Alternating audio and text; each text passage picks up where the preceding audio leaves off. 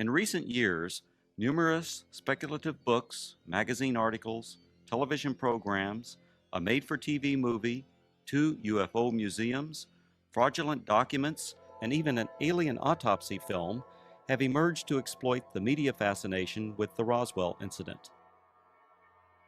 The story has even gained international attention. Despite the vested interest and questionable credibility of all sources involved in generating the media hype, the U.S. Air Force is routinely accused of concealing a deep, dark secret from the American people. In early 1994, New Mexico Congressman Stephen Schiff requested the General Accounting Office initiate a records review.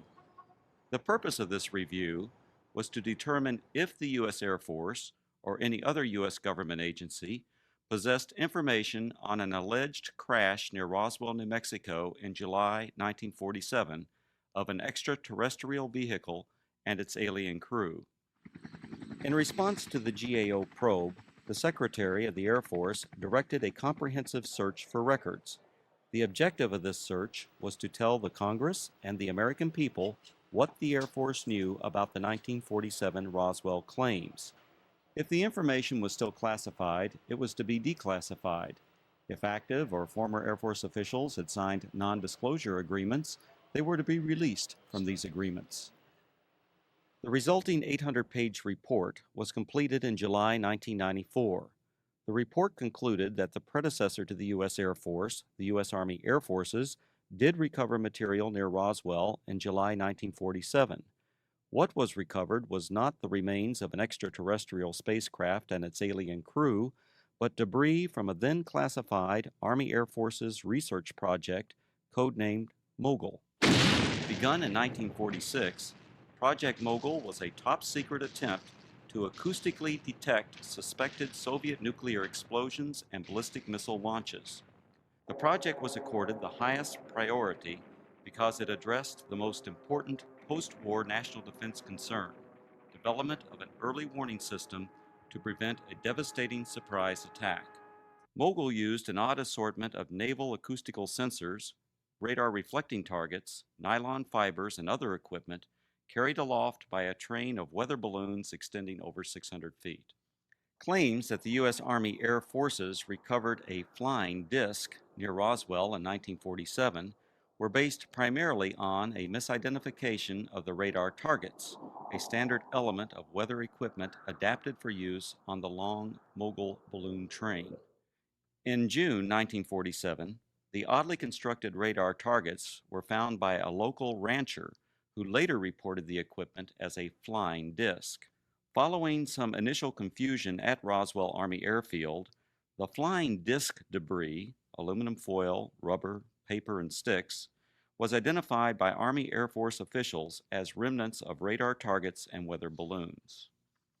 With the positive identification by the Army Air Forces of the debris recovered by the rancher, events that occurred in 1947 were officially resolved and largely forgotten.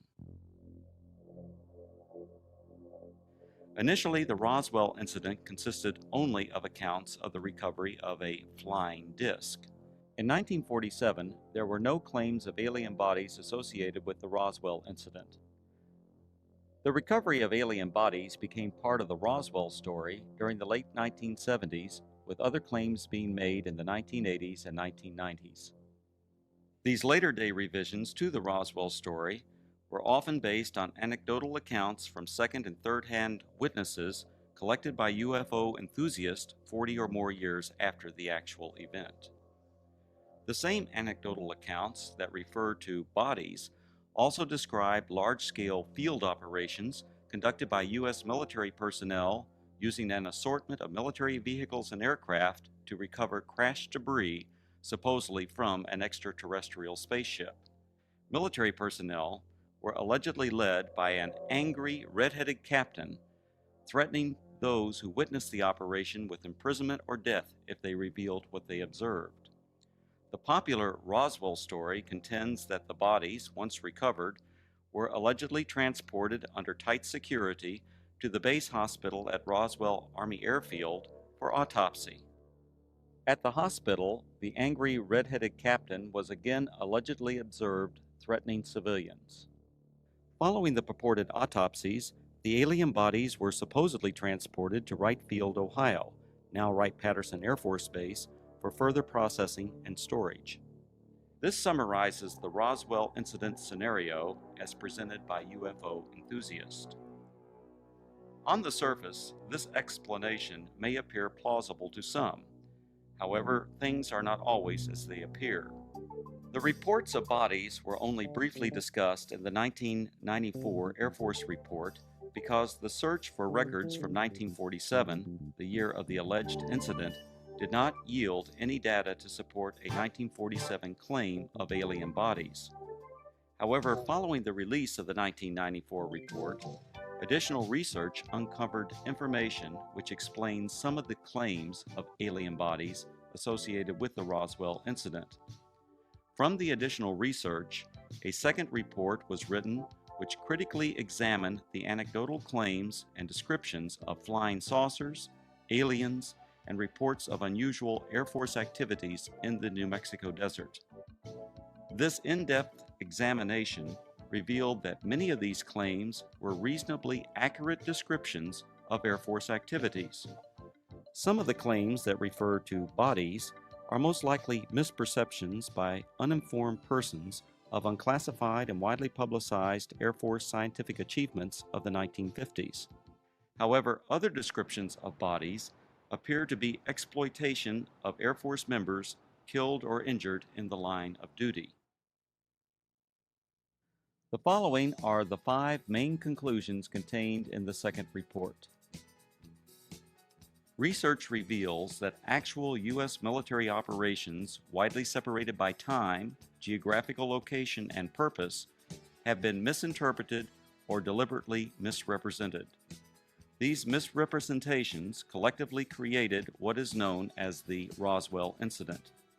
UFO proponents failed to establish accurate dates of reported eyewitness accounts, in some instances by more than a decade.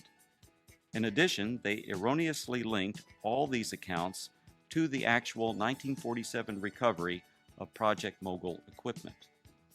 Eventually, these misrepresentations transformed a series of verifiable Air Force activities into what some have described as the extraterrestrial event of the millennium. Reports of aliens in the New Mexico desert were actually anthropomorphic test dummies that were carried aloft by Air Force high-altitude research balloons.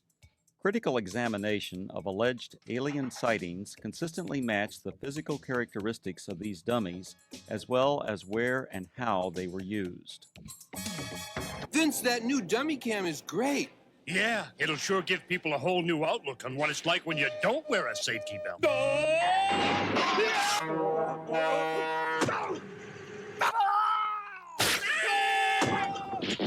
I think they'll get the picture. You could learn a lot from a dummy. Buckle your safety belt. Anthropomorphic dummies, also known as crash test dummies, are today easily identifiable and are even stars of their own successful auto safety advertising campaign. However, during the 1950s, public awareness was still decades away for these important scientific tools. From 1953 to 1959, anthropomorphic dummies were used by the U.S. Air Force Aeromedical Laboratory in projects High Dive and Excelsior. The project's main objective was to study methods for returning a pilot or astronaut safely to Earth by parachute if forced to eject at extremely high altitudes. For these tests, dummies were transported up to 98,000 feet by high-altitude balloons.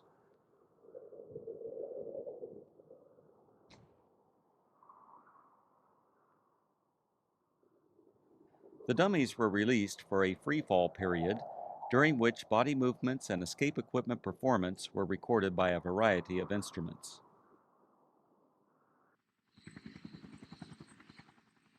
Many of the dummies landed outside the confines of military reservations and were regularly observed by local civilians.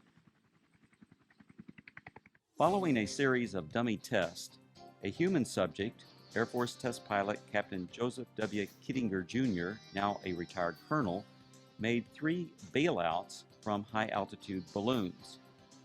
These and other aeromedical projects that used both dummies and human test subjects were unclassified and widely publicized in the press and other media.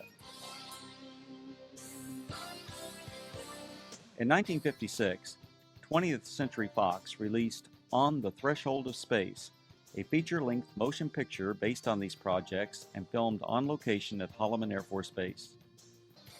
Air Force personnel, aircraft, high-altitude balloons, and other equipment, including the actual anthropomorphic dummies, were used in the making of this film. The eyewitness reports of military units that always seemed to arrive shortly after the alleged crash of a flying saucer were actually accurate descriptions of Air Force personnel engaged in high-altitude balloon and anthropomorphic dummy recovery operations. Since 1947, Air Force atmospheric research organizations at Holloman Air Force Base, New Mexico, have launched and recovered approximately 2,500 high-altitude balloons, many in the same areas of New Mexico where the Roswell incident allegedly occurred. Additionally, the equipment, vehicles, and procedures used by the Holloman Air Force Base Balloon Branch, the unit that conducted most of the launches, are the same as that described by the reputed witnesses who claimed they saw the recovery of the flying saucer and alien crew. These huge Air Force high-altitude balloons, launched by the Holloman Balloon Branch, carried aloft a wide range of sophisticated and, from most perspectives, odd-looking devices. Much of this equipment was experimental and represented for that era the latest in space-age technologies. Payloads ranged from simple radio transmitters to sophisticated satellite components and NASA space probes. In fact, qualification trials for the NASA Voyager Mars and Viking space probes were flown by Air Force high-altitude balloons during the late 1960s and early 1970s. Ironically, these balloons were launched from the former Roswell Army Airfield, site of the originally alleged 1947 incident, and recovered on the White Sands Missile Range over 100 miles to the west.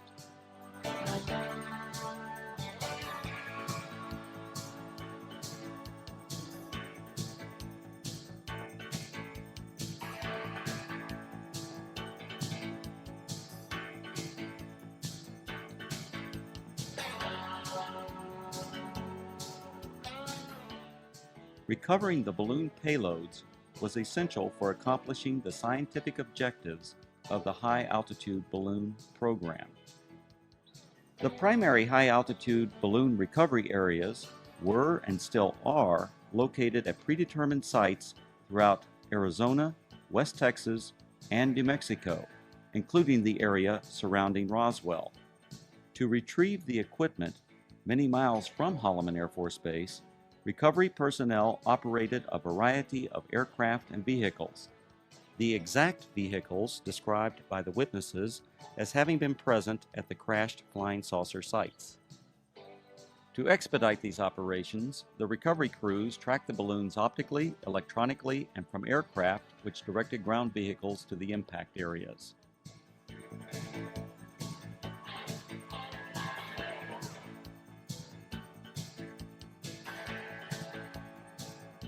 In several of the Roswell accounts, unsubstantiated allegations asserted that military personnel who retrieved equipment from rural areas of New Mexico intimidated and threatened civilians on the scene. On the contrary, Balloon Branch personnel enjoyed good relations with the local community and often solicited their assistance following a balloon or payload landing. In the course of their activities, recovery personnel rented or borrowed tractors, bulldozers, snowmobiles, and even pack mules from local residents. The payloads, parachutes, balloons, and circling chase aircraft often draw crowds of curious onlookers from the local community. In fact, so many civilians are often present at balloon or payload landing sites, the scenes were once described by balloon branch personnel as being like the circus coming to town. Here's what it looked like this afternoon, floating from east to west over town. It was way up there, all right, some 25 miles over our heads, the Air Force later told me. The giant helium-filled balloon eventually collapsed, falling to Earth like 1,000 pounds of cellophane, landing on the Gila Indian Reservation southwest of Phoenix. A short while later, we spotted this, a large parachute, perhaps 100 feet across. Dangling beneath it was some sort of a silver box that made a rather hard landing. This is what had been attached to that balloon, we would later find out. There were no markings on it, no way at all of telling what it was. Then the Air Force pulled up. Excuse me, we don't mean to be too nosy, but about 1 million people in Phoenix are dying to know. What is it? What is it? Yeah. This is a scientific payload that was launched from Holloman Air Force Base in New Mexico. How far are we? About 400 miles? Okay, it went up to approximately 125,000 feet in the air, carried aloft by an 11 million cubic foot balloon. So there you have it, an Air Force experiment to gather information on gases in the upper atmosphere. Thank goodness it was one of ours. Len Clements, News Center 10. In addition to high-altitude balloons, the Holloman Balloon Branch also launched low-altitude tethered balloons. These tethered balloons may have inspired at least one account of an alien craft associated with the Roswell incident. In a popular book, the authors present a drawing of a crashed spaceship, allegedly given to them by an anonymous witness. When this drawing is compared to a photograph of an experimental tethered balloon flown at Holloman Air Force Base in March 1965, the similarities are undeniable.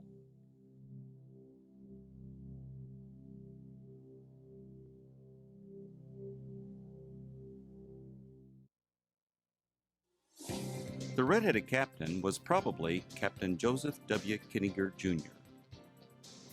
Captain Kittinger served as the project officer or pilot in all three of the Air Force's manned high-altitude balloon projects, Man High, Excelsior, and Stargazer. Captain Kittinger was present at many balloon and dummy launch and recovery sites throughout the southwest United States during the 1950s and early 1960s. However, other than the allegations made by UFO proponents, there is no evidence of any kind that Kittinger confronted or threatened civilians. Colonel Kittinger's achievements as an Air Force test pilot are legendary. He has the standing world record parachute jump from nearly 20 miles.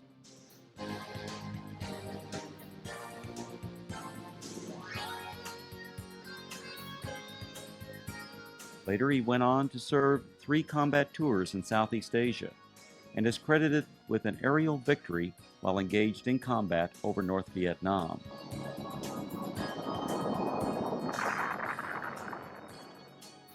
After over 480 combat missions, Colonel Kittinger was shot down over North Vietnam and spent 10 months as a prisoner of war in the infamous Hanoi Hilton before being repatriated in March 1973. Colonel Kittinger made history again after retiring from the Air Force. In 1984, he accomplished the first solo crossing of the Atlantic by balloon. The final and most disturbing conclusion of the second Roswell report is the apparent exploitation of Air Force members killed or injured in the line of duty to perpetuate the alleged sightings of alien bodies. Claims of bodies at the Roswell Army Airfield Hospital were likely a combination of several aircraft accidents and an unusual manned balloon mishap. One aircraft accident occurred on June 26, 1956. 11 Air Force members died when their fully loaded KC-97 tanker aircraft experienced a propeller failure 4.5 minutes after takeoff. The crash site was approximately 9 miles south of the former Roswell Army Airfield, renamed Walker Air Force Base in 1948. The badly burned bodies of the 11 crewmen were identified and processed at the Walker Air Force Base Hospital. The alleged claims of bodies at the base hospital can be traced to a single witness whose descriptions closely matched the condition and the circumstances under which these victims were identified. Furthermore, claims of bodies attributed to specific Air Force personnel are unsubstantiated. Some of these individuals were not even present at Roswell Army Airfield in July 1947. The balloon mishap occurred during a low-level training mission for backup pilots in the Project Excelsior high-altitude manned balloon program. This unusual accident occurred approximately 10 miles northwest of Walker Air Force Base on May 21, 1959. One of the three crewmen, Captain Dan D. Fulgham, now a retired colonel, was injured during landing. Following the mishap, Captain Fulgham and the other balloon crew members were transported to the Walker Air Force Base Hospital via a chase helicopter that followed the training mission for emergency purposes. Upon arrival at the highly secure Strategic Air Command base, the balloon crew was met by armed Air Force security personnel who remained with the crew until their identities were confirmed. As the Excelsior project officer and instructor pilot for this mission, the red-headed Captain Kittinger accompanied the balloon crew to the hospital. At the Walker Air Force Base Hospital, Kittinger and Fulgham were apparently observed by individuals who later related this unusual incident. Elements of this actual event now appear to be part of the Roswell story. Captain Fulgham was treated for an injury that caused his head to swell beyond its normal size. The injury, described as a traumatic hematoma, was not serious. On a specially arranged flight several days after the accident, Fulgham returned to Wright-Patterson Air Force Base, Ohio, where he made a complete recovery. Fulgham went on to distinguish himself as a test parachutist and physiologist for the space program. He later flew F-4s in Southeast Asia, adding to his combat record as a fighter pilot during the Korean War. When critically examined, the Roswell incident is exposed as a conglomeration of many events, including aircraft accidents, that occurred over several decades. Misidentification of anthropomorphic dummies and experimental balloon-launched devices, combined with Air Force balloon operations portrayed as mysterious flying saucer and alien recovery teams, transformed verifiable events into what is now known as the Roswell incident. The U.S. Air Force and its predecessors have been the unsurpassed innovators in aerospace technology. Legendary Air Force leaders throughout this century have used technological advances to establish the U.S. Air Force as a premier military service.